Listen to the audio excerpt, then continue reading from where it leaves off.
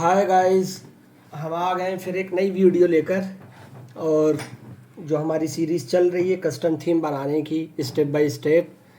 तो हमने last video में कवर कर लिया था कि मेन्यूज़ और हमें किसी भी थीम का या किसी भी वेबसाइट का लोगो कैसे डायनामिक करना है इन वर्डप्रेस। नाउ अब हम आगे बात करते हैं कि अब हमें अगर किसी होम पेज का बैनर डायनामिक करना हो तो हमें क्या करना होगा। तो अब हम यूज़ करेंगे एडवांस कस्टम फील्ड प्लगइन। इस वीडियो में हम कवर करेंगे कि एडवांस कस्टम फील्ड प्लगइन जो है वो हम कैसे इस्तेमाल करेंगे और वो क्यों यूज़ करनी चाहिए, क्या हेल्प उससे मिलेगी हमको। तो हम चलते हैं अपने प्लगइन्स के सेक्शन में।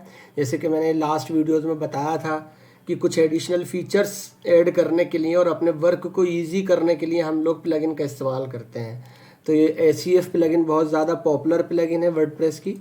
तो हम लोग अब ACF प्लगइन का इस्तेमाल करेंगे जो कि फ्री वर्ज़न है। हम यहाँ प्लगइन्स पे गए, ऐड न्यू किया। नाउ हम सर्च बार में फाइंड करते हैं advanced custom fields. Advance custom field plugin ये आ गई है। 2+ मिलियन एक्टिव इंस्टॉलेशंस हैं। 1 वीक अगो ये अब लास्ट अपडेट हुआ है। तो इसको हम इंस्टॉल करते हैं अपने प्रोजेक्ट में।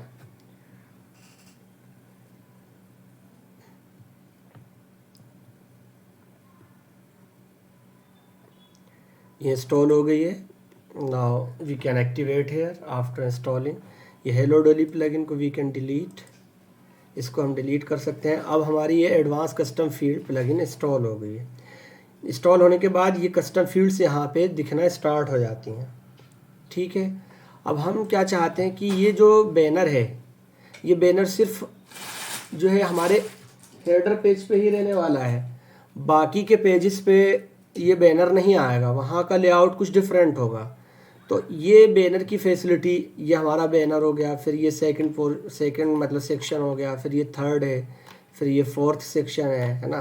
फिर उसके बाद ये हमारे 5th सेक्शन हो गया पॉपुलर कोर्सेज, है ना। उसके बाद अपना फुटर हो गया। तो हम इसको सेक्शन वाइज डायनामिक करेंगे और जिसका डेटा हम कभी भी इन फ्यूचर हम चेंज कर सकते हैं। ठीक है, तो अब हम चलते हैं अपने कस्टम फील्ड पे। हमें सबसे पहले अपना बैनर डायनामिक करना है। तो हम यहाँ पे ऐड न्यू एक करते हैं और एक ग्रुप बनाते हैं। पहले ऐड न्यू फील्ड ग्रुप। तो हमें क्या है कि होम पेज डायनामिक करना है ना। तो उसको हम नाम दे देते हैं होम पेज सेटिंग्स। ठीक है, यहाँ पे अपनी ऐड फील्ड का एक बटन है, इस पर क्लिक करते हैं। तो अपने को सबसे पहले एक टैब क्रिएट करना है इस पर्टिकुलर एरिया के लिए।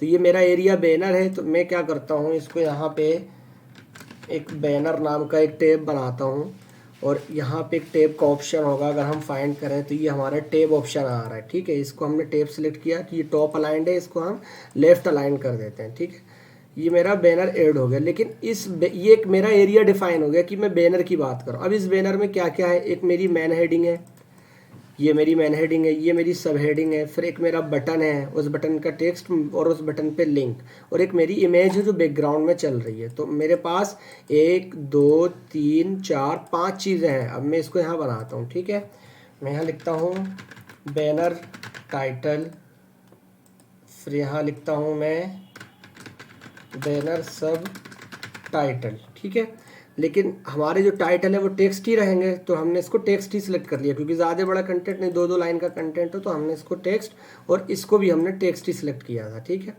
अब उसके बाद क्या है, फिर है बटन। तो बटन के लिए भी जाहिर सी बात है मैं टेक्स्ट ही लूँगा। तो बटन का जो नेम है वो कभी भी चेंज कर सकते हैं। तो हमने उसको बटन नेम दे दिया। उसके बाद फिर हमें बटन का लिंक चेंज करना हो कभी इन फ्यूचर, तो बटन लिंक का भी फील्ड बना लिया हमने। अब आती है बात बैकग्राउंड इमेज की। तो हम क्या करेंगे, एक बैनर इमेज का एक बना लेंगे ऑप्शन, बट इसको हम टेक्स्ट नहीं रखेंगे। इसको हम एक ऑप्शन देंगे फाइल सेलेक्ट करने का। तो यहाँ पे देखो ये फाइल आ रहा है। ठीक है, बट फाइल से बेटर है कि हम इमेज सेलेक्ट करें। तो इमेज ज़्यादा अच्छा रहेगा, इमेज सेलेक्ट करते हैं। तो इमेज क्या है कि ये 3 टाइप का डेटा रिटर्न करता है जब हम ये वाली फील्ड को बनाते हैं। एक तो वो एरे फॉर्मेट में देता है, एक डायरेक्ट URL दे देता है और एक अटैचमेंट ID दे देता है। तो अब ये हम पे डिपेंड करता है कि हमारी प्रोग्रामिंग कितनी अच्छी है। अगर हम परफेक्ट हैं, एरे से खेलना जानते हैं, तो हम एरे ले सकते हैं। अगर हमें एरे से खेलना नहीं आता तो हम यूआरएल ले सकते हैं। और अगर हमें आईडी से यूआरएल निकालना आता है तो हम आईडी ले सकते हैं। बट अब हम यहाँ पे लेंगे इमेज यूआरएल, जो कि हमारे लिए ईजी होगा। इसको हमने बंद किया, ये हमारी बैनर की चीज़ें ऐड हो गई। ठीक है, अब तुम्हारे समझदारी के लिए मैं क्या करता हूँ, एक नेक्स्ट सेक्शन के लिए एक अलग सेक्शन ले लेते हैं, जो कि हमारा ये कुछ अबाउट टाइप का है। ठीक है, तो ये हमारा होम पेज ही है, तो मैं इसको क्या करता हूँ, अबाउट सेक्शन करके एक टैब बनाता हूँ। क्योंकि अब मैं अगले सेक्शन की बात कर रहा हूँ, तो मैं यहाँ टैब बनाऊंगा, जिसको अलाइन कर दूंगा लेफ्ट। जस्ट बना के मैं इसको छोड़ देता हूँ, इसके अंदर का कुछ नहीं कर रहा। अब क्या है कि ये फील्ड्स तो बन गई, बट अब इन फील्ड्स के बनाने के बाद हमें कुछ रूल्स डिफाइन करने होते हैं। रूल्स में ये है कि मतलब ये वाली फील्ड्स कहाँ पे दिखनी है, मतलब इस बैकएंड में वो कहाँ दिखेंगी, पोस्ट पे दिखेंगी या पेजेस पे दिखेंगी या अपीयरेंस में, कि कोई एक लोकेशन तो होगी ना उसकी। तो उसकी लोकेशन हम अब हम जो डायनामिक कर रहे हैं वो होम पेज कर रहे हैं, तो हम चाहते हैं कि ये सारी फील्ड्स जो भी हमारी बने, ये फील्ड्स वो हमारे इस होम पेज पे दिखें। तो होम पेज पे देखें तो मैं क्या करूँगा, अपना पेज हम पेज टाइप सेलेक्ट कराएंगे। पेज के जाहिर सी बात है, मेरा होम क्या है, पेज है, तो पेज के अंदर जाऊंगा, पेज टाइप मैंने सेलेक्ट किया। तो पेज टाइप मतलब फ्रंट पेज, जाहिर सी बात है मेरा ये पेज फ्रंट पेज है, तो मैंने इसको जैसे ही सिलेक्ट किया तो मेरा क्या हुआ, ये फ्रंट पेज हो गया, है ना। ये मेरा फ्रंट पेज सिलेक्ट हो गया, मैंने इसको ऐसे ही छोड़ दिया और उसके बाद मैंने इसको पब्लिश कर दिया। अब क्या है, अब हम जाते हैं, जाहिर सी बात है हमने पेज बताया ना, तो हम पेज टाइप में अब हम गए यहाँ पे पेजेस में। हम पेजेस में गए और हमारा पेज जो है, होम पेज जो है वो यहाँ पे दिखेगा। ये फ्रंट पेज देखो, यहाँ ये लाइन भी आ गई इसके आगे लिख करके फ्रंट पेज। तो अब हमने इसको क्या किया, एडिट। अब जब हमने इसको एडिट किया तो देखो ये सारी फील्ड्स आ गई बन के। देखो ये बैनर आ गया, ये अबाउट सेक्शन। तो जब हम बैनर पे क्लिक कर, अभी बैनर एक्टिवेट है, वाइट कलर का दिख रहा होगा आपको। तो ये बैनर टाइटल, बैनर सब title, banner name, button link, button name, button link और बटन इमेज। ये भी थोड़ा सा आपको अजीब व गरीब लग रहा है क्योंकि हम ये गुटनबर्ग में कर रहे हैं। तो इसकी सहूलत के लिए, इसको अच्छा दिखने के लिए हम एक प्लगइन एक्टिवेट और करते हैं, जो कि हमारा पुराना प्लगइन होता था क्लासिक एडिटर। ये सबसे पहला प्लगइन है, इसी को इंस्टॉल कर लेते हैं। तो इसमें चीज़ें थोड़ा सा साफ दिखेंगी, क्योंकि अगर आप वर्डप्रेस में फर्स्ट टाइम काम कर रहे हैं, अगर आपको एक्सपीरियंस है तो आप गुटनबर्ग के साथ जा सकते हैं। तो मैंने इसको एक्टिवेट किया और अब हम चल के देखते हैं अपने फिर से पेजेस में गए, क्योंकि हमें होम पेज चेक करना। होम पेज हमारा फ्रंट पेज यही है, तो हमने इसको एडिट किया। देखो अब ये हमारा टाइटल और ये डिस्क्रिप्शन और यहाँ पे ये हमारा पेज एट्रीब्यूट्स, कि भाई आपके टेम्पलेट्स क्या है या पेरेंट पेज कौन है, ये तो मैंने पहले आपको बता दिया। थोड़ा लेआउट अब अच्छा सा हो गया, मतलब थोड़ा साफ सा दिख रहा है। और ये हमारा वो कस्टम फील्ड हो गई जिसको हमने अभी अपने बनाया है। देखो अभी यही बनाया था ना, बैनर टाइटल, बैनर सब title, banner name, banner link. अब क्या होगा, अब ये डेटा हम यहाँ डाल सकते हैं। तो अब हम इसको डेटा को डालेंगे अपने, कहाँ गए, अब हम जाते हैं अपने फ्रंट पेज डॉट PHP पे, यही है। तो देखो ये मेरा H1, मैं यहाँ टैग को नहीं छेड़ूंगा, टैग को मैं ऐसे ही रहूँगा, इसको कॉपी करूँगा, वापस में आऊँगा बैकएंड में, यहाँ बैनर का टाइटल मैंने डाल दिया। ठीक है, ये मेरा है। इसको मैंने क्या किया, ये मेरी सब हेडिंग को कॉपी किया, इसको मैंने यहाँ पे डाल दिया। ठीक है, बटन का नेम मेरा क्या है, गेट स्टार्टेड। ठीक है, मैंने इसको यहाँ से कॉपी किया और ये मैंने यहाँ पे डाल दिया। अब बटन के लिंक की बात करते हैं, तो ये उन्होंने यहाँ course.html दे रखा है, तो ये गलत है। हम क्या करेंगे, क्योंकि हमारी अब वेबसाइट के लिंक डायनेमिक हो गए, तो हम ये कोर्सेज वाला लिंक कॉपी, यहाँ से ये कॉपी करेंगे और ये लिंक डाल देंगे। ठीक है, अब बात आती है इमेज की, जो कि हमारे होम पेज पे आ रहा है, ये वाली बैकग्राउंड में जो इमेज चल रही है। ठीक है, तो इमेज के लिए अब हम ये इमेज कैसे निकाल सकते हैं, तो इमेज हम ऐसे निकालेंगे, या तो हम अपने फोल्डर से जाके देख लें, लेकिन हमें इतना टाइम नहीं है कि हम वहाँ जाके देखें चीज़ों को और उसमें टाइम लगाएं, तो हम यहीं से निकाल देंगे उस इमेज को। ये हमारे सेक्शन पे गए हम, ये देखो इन्होंने ये BG इमेज यहाँ यूज़ कर रखी है। अगर हम इसको ओपन इन न्यू टैब करते हैं तो ये हमारी इमेज यूज़ हो रही है। इसको हमने सेव करा, डेस्कटॉप पे डाल देते हैं अभी फ़िलहाल, और मैंने इसको बंद कर दिया। अब हमारे पास इमेज भी आ गई है, तो अब हम इस इमेज को अपलोड करा लेंगे मीडिया में। ये हमने इमेज अपलोड करा ली, इमेज मेरी आ गई, मैंने इसको सेव किया, ये मेरी इमेज यहाँ, ये सारा डेटा बैनर का आ गया। ठीक है, इसको मैंने सेव कर दिया। अब मैंने सेव किया, देखो अब मैं पेज रिफ्रेश करूँगा अगर, तो ये सारा डेटा सेव्ड है, क्योंकि अब डेटाबेस में सेव हो चुका है। अब इस डेटा को, पहले क्या हुआ कि कस्टम फील्ड से फील्ड बना ली सारी, अब वो सारा जो डेटा था हमारे फाइल पे वो फाइल का डेटा उठा करके हमने सारा क्या किया, बैकएंड में डाल दिया। अब इस डेटा को मैं चाहता हूँ कि मैं कॉल करूँ अपने इस बैनर वाले पोर्शन में। अब मेरे बैनर वाला पोर्शन ये है, तो इस बैनर पोर्शन में अब जो मैं करूँगा, तो ये अब क्योंकि अब डायनेमिक डेटा चाहिए, कल को अगर हेडिंग बदलती है तो यहाँ बदल के आनी चाहिए। तो यहाँ पे एक फंक्शन होता है इको गेट फील्ड, FIELD, ठीक है। और इसमें हम क्या पास करेंगे, की कौन सी, जब हमने अपनी कस्टम फील्ड्स बनाई थी, हम कस्टम फील्ड्स पे गए, ये होम पेज की कस्टम फील्ड है, तो मेरी क्या है, पहला बैनर टाइटल, तो इस की को मैंने यूज़ किया, ये मेरी की हो गई। अब ऐसे ही इसको मैं कॉपी कर लूँगा और इसकी जगह, इस कंटेंट की जगह ये मैं कंटेंट अपना चिपकाऊंगा, और ये मेरा सब टाइटल है, यहाँ पे मैं ये सब टाइटल कर दूंगा। इसको फिर मैं कॉपी करूंगा और ये मेरा जो गेट स्टार्टेड है इसको मैं पेस्ट करूंगा, और ये अपना बटन का नेम, ये मेरा बटन का नेम आ गया। उसके बाद अब आता है बटन का लिंक, ठीक है।